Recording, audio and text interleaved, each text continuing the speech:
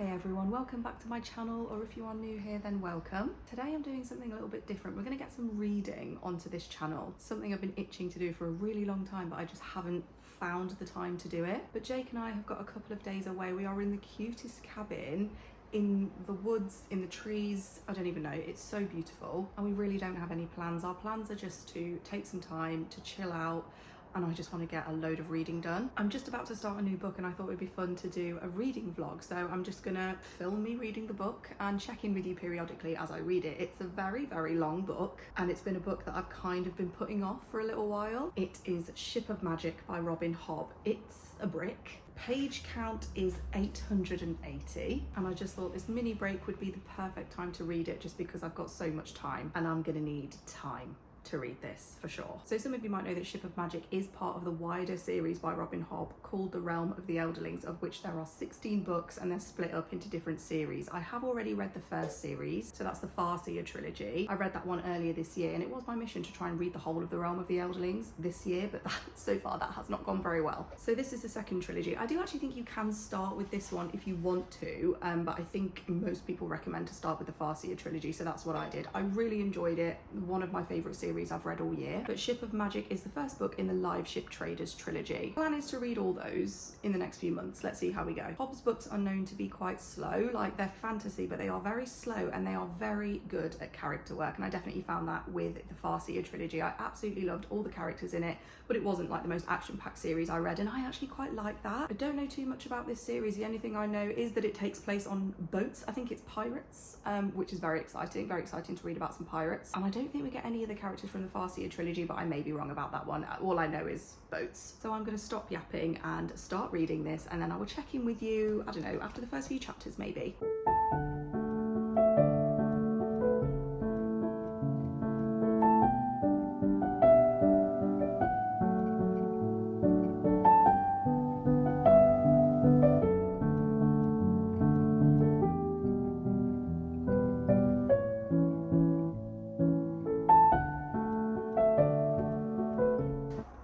Read a page and a half and this is already like very intriguing.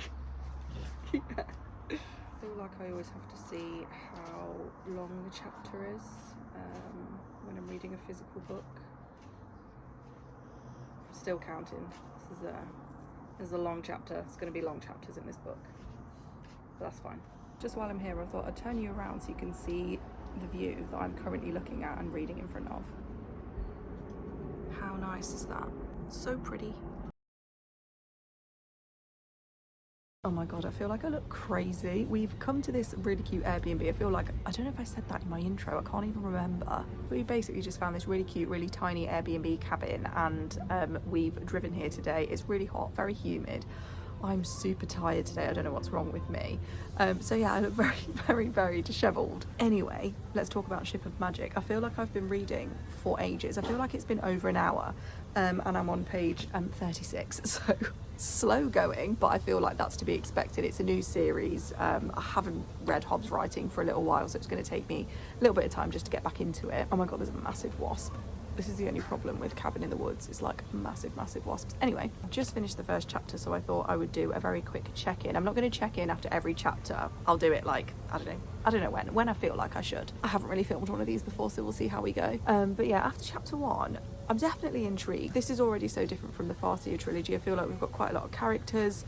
We've got a guy called Kenneth who seems like he's a pirate, seems to be quite full of himself. And we've got two characters that are, I don't know if they're both acolytes, but they both seem to be studying or kind of learning about this religion potentially, or they like, I think they're acolytes. And Kenneth and some other guy from his crew, Gankis I think his name is, were searching up some things on a beach to give to a creature who seems to be some sort of salamander. So right now, this is sounding crazy. I don't know what's going on, I'll be honest. Like, it's very much, I've not got a full picture yet of what is happening. We're just being introduced to the characters, things are happening, and I have little understanding of what's going on, but I'm okay. I'm trusting the process. I feel like I'm expecting this. Even though I haven't read a lot, it feels like it reads quite quickly, so I feel like once I actually get into it, and I've been reading over paragraphs and just kind of getting to grips with who the people are, so that's why it's taken me a bit longer to read it, but I think when I get over that and like get into it, I feel like it won't take me too long, but it probably will still take me like the best part of a week to read this. But yeah, so far, so good. One chapter in, and I will check in with you soon.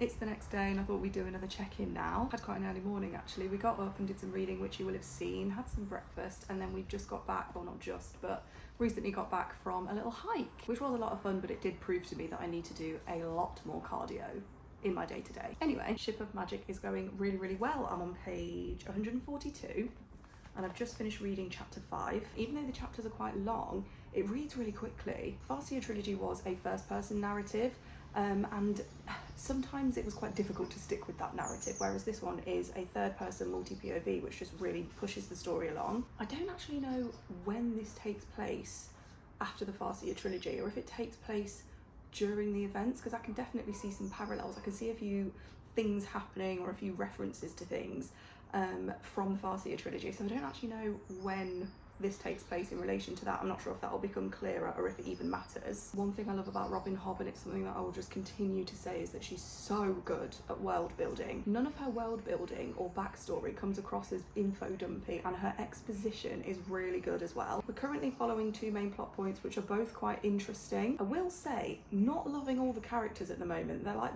the men in here are not giving, but the women, I feel like there's a lot to come from these women. Like, they seem quite ambitious. Well, one of them does anyway. But the men, I'm not feeling them right now. I've also learnt what live ships are. I think the clue is in the title, but they are like sentient ships, which is really interesting in the way the kind of magic behind these ships is like really unique and really clever.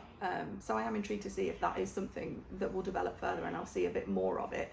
One thing about this, there's way more magic and it feels more magical than the Farseer trilogy.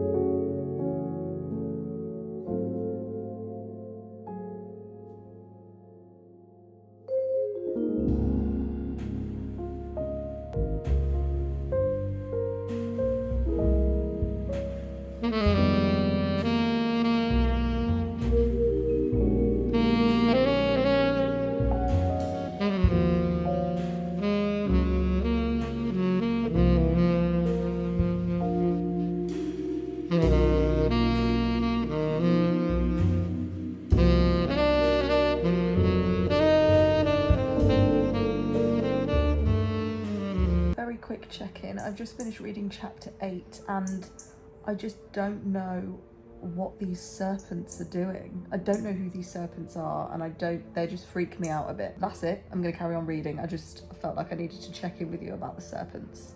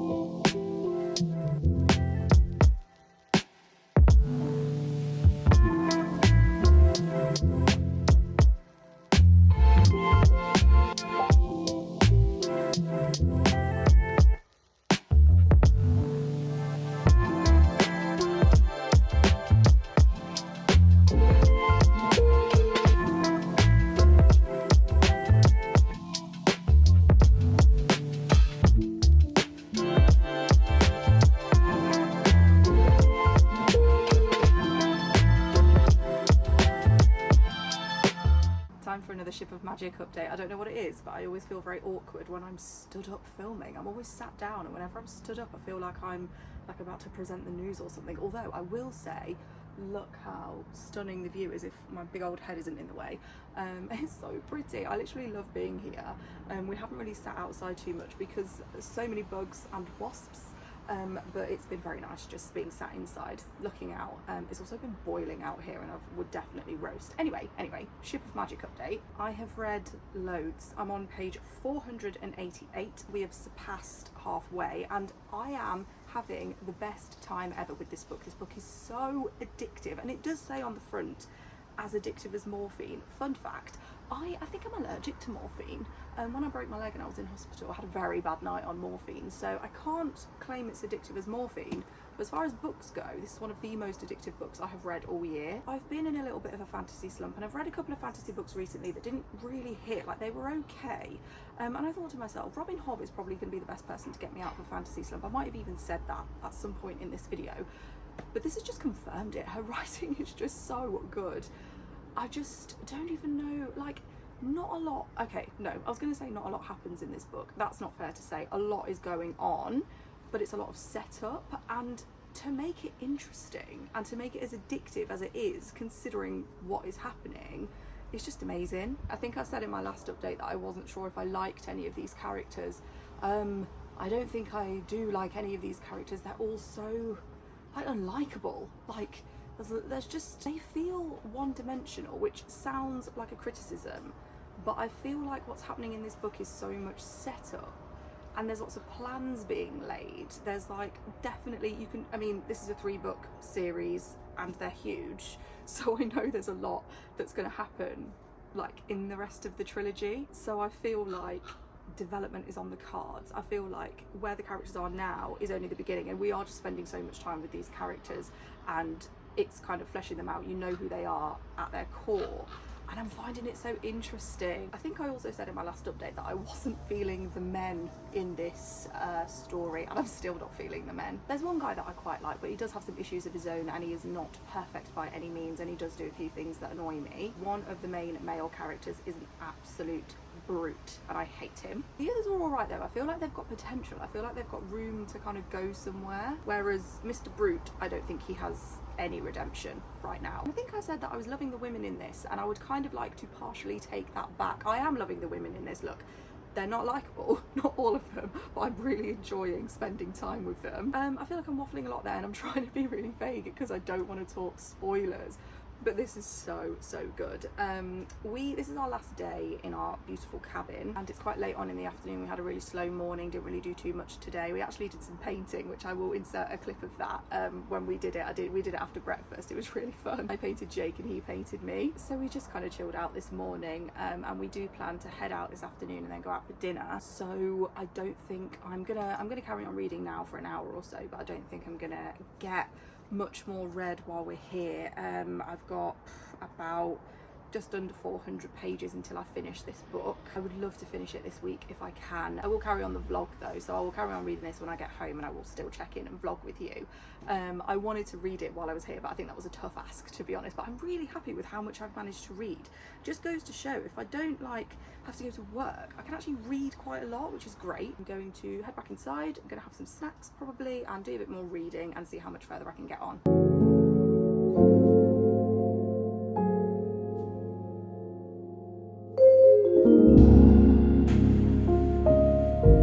So a fair bit of time has passed since our last actual verbal check-in. We drove home, and then when we got home we were just completely wiped. We were so tired. We managed to get ourselves out to do the food shop, which I'm very proud of ourselves for doing that. And then I dragged myself out to go and see my friends, which was a lot of fun. We just drank a lot of wine in one of my friends' gardens and had a really nice evening just catching up. So that was Friday. Today is Saturday. We've just had a little bit going on in the morning. I came back home from my friend's house and we went out to an art studio this morning just to have a little look around. I'm back home now. I'm in prime position to finish off Ship of Magic. So I've got 50 pages left. We are in the home stretch, so I'm going to read that with you now and give you my thoughts at the very end. I have honestly had such a good time reading this book. I'm so excited for the rest of the trilogy. Okay, let's go. I'm just about to start chapter 33 and I'm on page 825.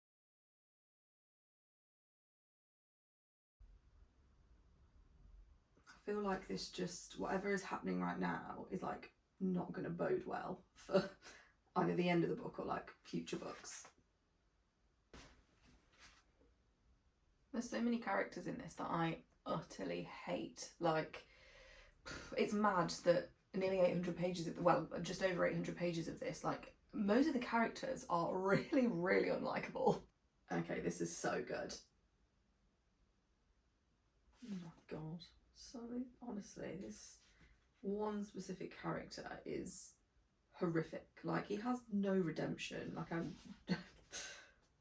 we're back with these serpents again. These bloody serpents. Finished.